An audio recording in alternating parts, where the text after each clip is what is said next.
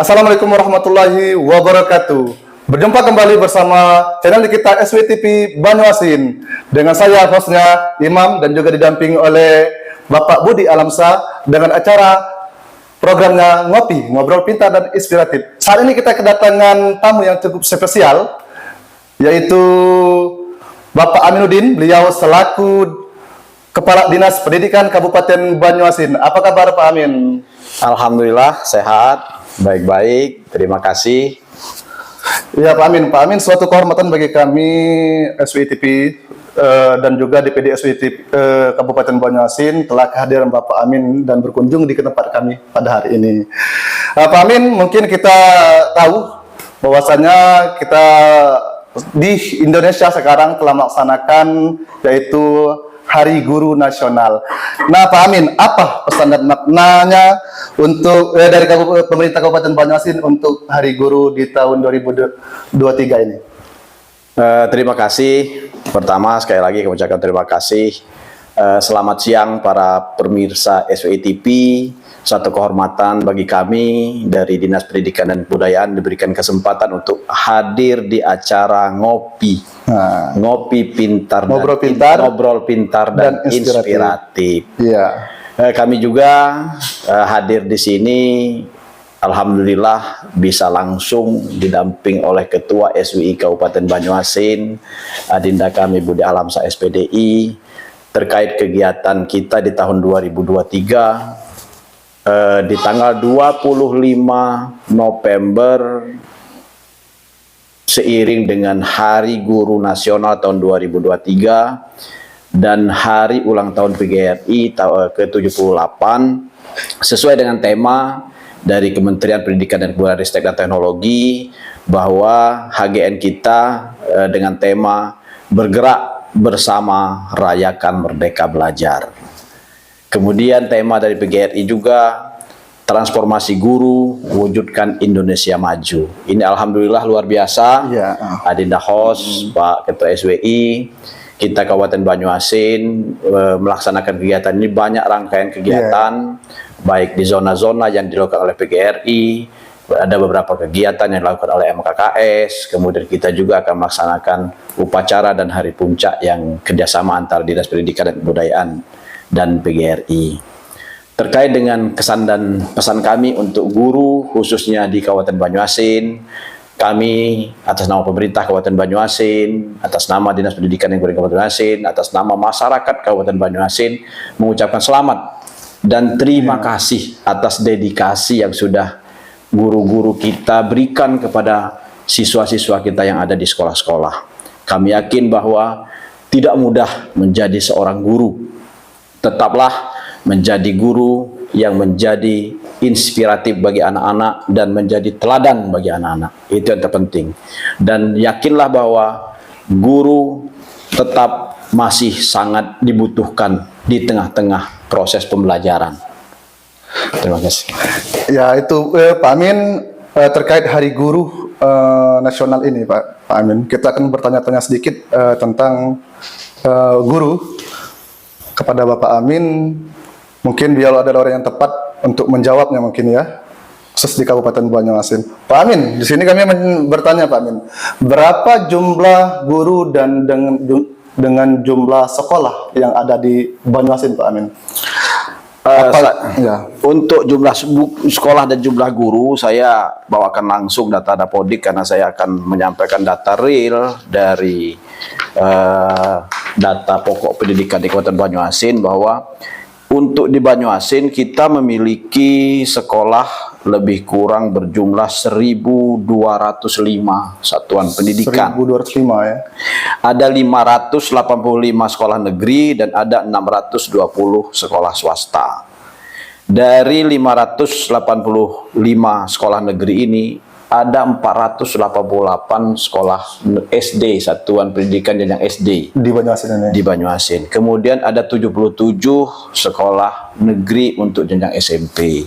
Kemudian terkait dengan jumlah guru kita di Banyuasin untuk sekolah negeri ada 10.295 guru. Luar biasa.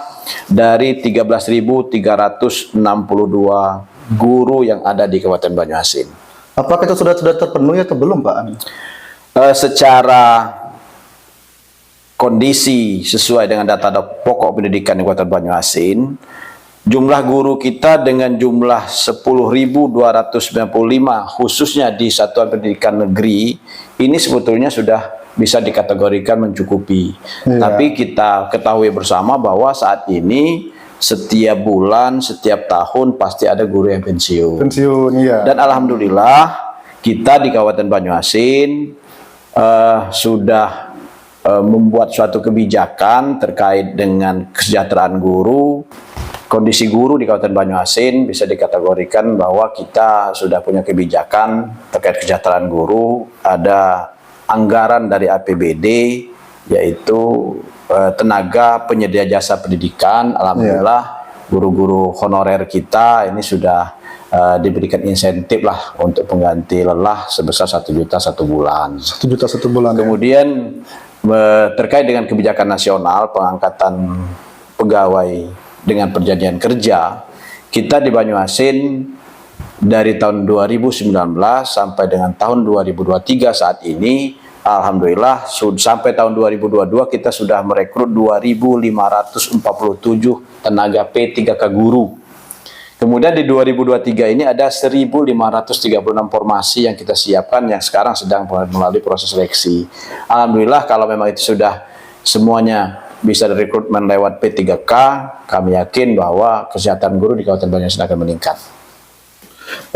Tadi Pak Amin terkait jawab pertanyaan kami tadi, sudah terpenuhi atau belum untuk tenaga guru yang ada di Kabupaten Banyuasin, Pak Amin? Untuk pemenuhan tenaga guru, seperti kebijakan dari pusat, dari Menpan RB maupun dari Kementerian Pendidikan dan Kebudayaan Riset dan Teknologi, kita tidak lagi menerima tenaga honorer. Tidak lagi. Tidak diperbolehkan menerima tenaga honorer. Oleh sebab itu kita maksimalkan rekrutmen P3K. Jadi insya Allah di tahun 2023 masih hampir semuanya sudah bisa direkrut melalui P3K. Jadi hanya tersisa beberapa jumlah guru-guru kita yang ada di sekolah-sekolah yang memang betul-betul tidak memenuhi kualifikasi pendidikan sehingga tidak bisa mengikuti program P3K. Artinya sudah ada upaya dari pemerintah untuk mensejahterakan para guru dengan melalui TPJP tadi. Artinya gebrakan yang dilakukan pemerintah ini memberikan solusi bagi guru, khususnya dalam penghasilan guru honor. Termasuk pemerintah pusat juga ada solusi melalui pengangkatan P3K. Tentunya hal ini menjadi pendongkrak bahwa IPN kita lebih baik lagi ke depannya. Nah, ini perlu mungkin dari kami sebagai jurnalis sering mengamati di lapangan masih ada sekolah-sekolah yang kurang layak, yang tentunya butuh pembangunan dari pemerintah Kabupaten Banyuasin. Mungkin tahun ini Pak Amin, seberapa banyak kita dapat bantuan khususnya dan sebagainya dari APBD kita untuk membangun infrastruktur khususnya di gedung-gedung sekolah yang mungkin tidak layak, mungkin belum kategorikan belum standar sekolah yang memang lebih baik digunakan oleh para guru. Nah, mungkin bisa dijelaskan tahun ini kita sudah ada beberapa anggaran seperti bantuan pusat apa dari ini sehingga sekolah-sekolah kita ini bisa berapa persen lagi lah kategorikan untuk pembangunan. Untuk pemenuhan sarana prasarana bidang pendidikan di Kabupaten Banyuasin, alhamdulillah kita dalam upaya untuk pemenuhan sarana prasarana ada beberapa sumber keuangan baik dari pemerintah pusat maupun pemerintah daerah. Pemerintah pusat ini sejak tahun-tahun sebelumnya kita punya anggaran yang dialokasikan untuk pembangunan sarana prasarana itu dari dana alokasi khusus bidang pendidikan. Ini dari kementerian, alhamdulillah kita berkisar antara 50 sampai 60 miliar setiap tahun di tahun 2022, 2021 sampai tahun 2023. Nah, alhamdulillah tahun ini juga tahun 2023 pemerintah pusat itu mengalokasikan dana alokasi umum bidang pendidikan dalam rangka pemenuhan sarana prasarana dan peningkatan IPM bidang pendidikan. Jadi alhamdulillah dengan anggaran yang sudah tersedia sekarang, kita lebih fokus untuk menyelesaikan sarana prasarana dan melaksanakan program kegiatan terkait bagaimana meningkatkan kualitas pembelajaran di Kabupaten Banyuasin yang akhirnya akan meningkatkan kualitas pendidikan di Kabupaten Banyuasin. Namun kami menyadari dan kami paham bahwa dengan banyaknya sekolah yang ada di Kabupaten Banyuasin, khususnya jenjang SD yang tadi saya sampaikan bahwa kita SD negeri punya 488 sekolah Di Kabupaten Banyuasin. Di Kabupaten Banyuasin. Kemudian untuk SMP negeri kita 77 sekolah. Untuk SMP negeri mungkin bisa dikategorikan sekarang sudah kondisi baik. Bisa dikategorikan kondisi baik. Hanya ada beberapa sekolah yang memang belum baik karena memang secara teknis itu tidak bisa kita ajukan melalui dana alokasi khusus. Terkait dana alokasi khusus ini kan ada persyaratan tertentu, kemudian harus sinkron data dapodik melalui kementerian. Oleh sebab itu di tahun ini di 2023, insya Allah di 2024 dengan adanya dana alokasi umum bidang pendidikan, kita tetap akan fokus untuk menyelesaikan pemenuhan sarana prasarana.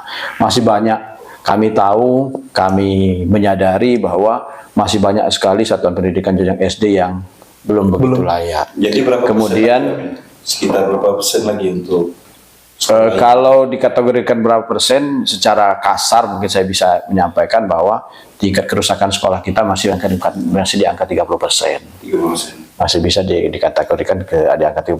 Oleh sebab itu kami di tahun 2024 ini fokus untuk menyelesaikan sarana prasarana, rehabilitasi, kemudian ada beberapa sekolah yang perlu penambahan jumlah ruang kelas, kemudian ada beberapa sekolah yang belum ada perpustakaan. Ini juga menjadi perhatian kami di tahun 2024. Nah, dengan adanya sudah cukup baik ya, bahwa penilaian di pembangunan di sekolah, khususnya di sarana pendidikan, itu sudah dikategorikan nilainya baik ya.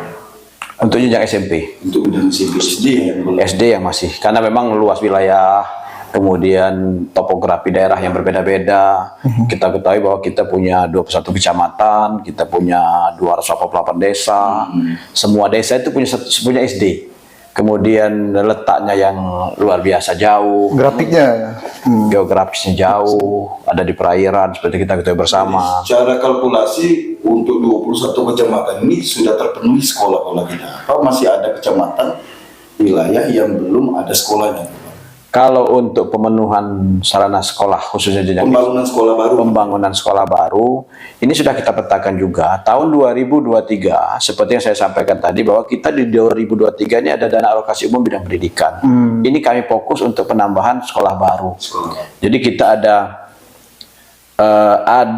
2 SMP yang kita bangun, unit sekolah baru, kemudian 1 SD, dan ada 4 taman kanak-kanak yang kita bangun. Jadi saat ini tidak semua kecamatan punya taman kanak-kanak negeri.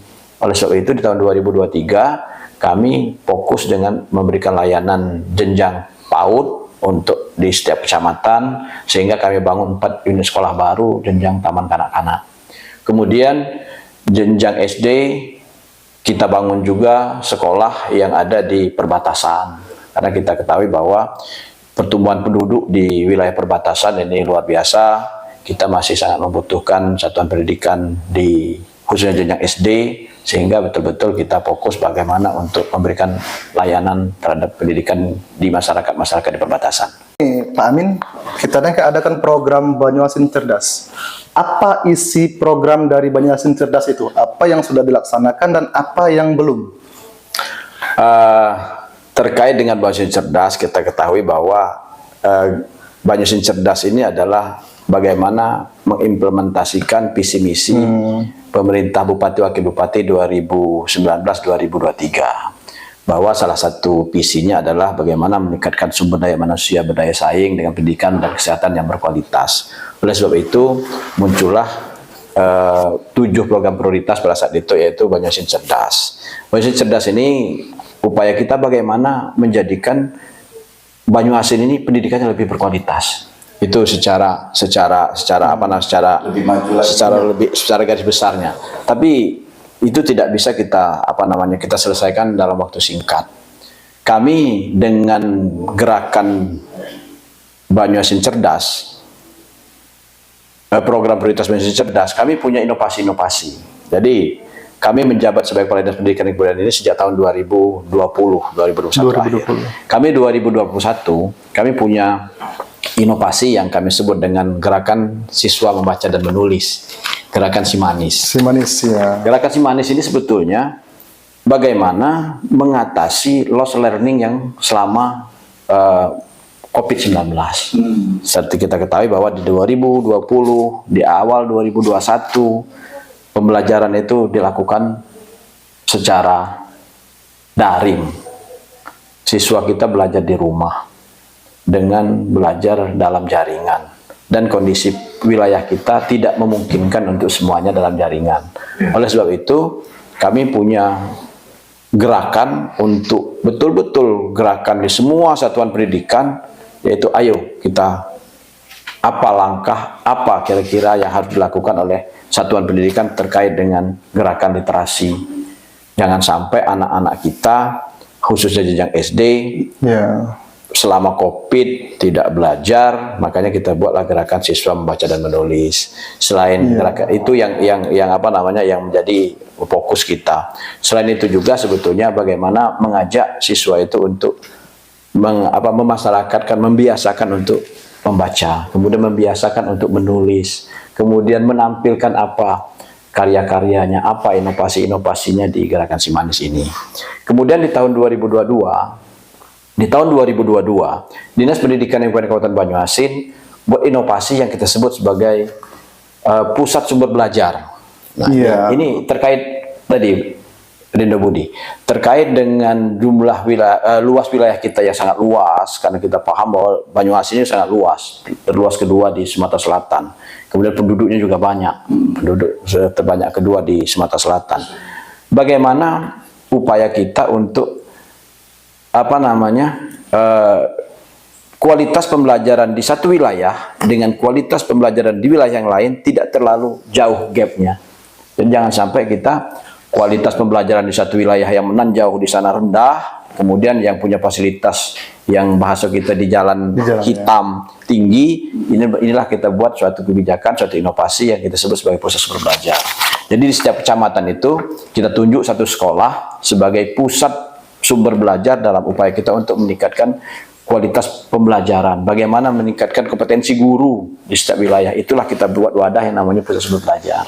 Jadi sekolah percontohan namanya. Sebetulnya kita pilih sekolah yang kita jadikan pusat sumber belajar, bukan hanya sekolah percontohan, tapi sekolah yang kita sampaikan tadi, yang punya jaringan. Kemudian bagaimana kita punya SDM, karena kebijakan kementerian dengan kurikulum merdeka, ada kebijakan sekolah penggerak, ada guru penggerak. Kita alhamdulillah untuk program kementerian ini di Kabupaten Banyuasin hanya 3 kabupaten kota yang siap untuk melaksanakan kurikulum merdeka di tahun pertama, di tahun 2021, yaitu kita Banyuasin salah satu. 3 dari 17 kabupaten kota di Sumatera Selatan. Karena kita sudah punya SDM, kita sudah punya komite pembelajaran, kita sudah punya guru penggerak, kita sudah punya sekolah penggerak, kita ada pengajar praktik. Inilah yang kita kolaborasikan, kita berikan wadah di masing-masing kecamatan atau di masing-masing program studi di jenjang SMP untuk meningkatkan kompetensi masing-masing guru. Mungkin kita tunggu gerakan dari Dinas Pendidikan Kabupaten Banyuasin untuk memberikan hal yang terbaik bagi pembangunan manusia di bidang pendidikan. Hal inilah yang kita menjadi perhatian pemerintah agar ke depan kecerdasan masyarakat ini menjadi indikator untuk membangun kemajuan Kabupaten Banyuasin. Ya, jadi terakhir mungkin untuk semua guru yang di Kabupaten Banyuasin, mari sekali lagi jadi inspirasi bagi anak-anak, menjadi teladan bagi anak-anak. kami sangat yakin bahwa semua guru, mari kita bertransformasi, bahwa saat sekarang sudah berubah bagaimana upaya masing-masing guru untuk meningkatkan kompetensi. Kami di tahun 2024 tidak akan tinggal diam, kami akan mengimbaskan semua sekolah di semua satuan pendidikan di Kabupaten Banyuasin, bagaimana untuk ayo kita tingkatkan proses pembelajaran, karena kunci dari meningkatnya kualitas pendidikan terletak pada bagaimana proses pembelajaran di dalam kelas dan guru sebagai pemimpin.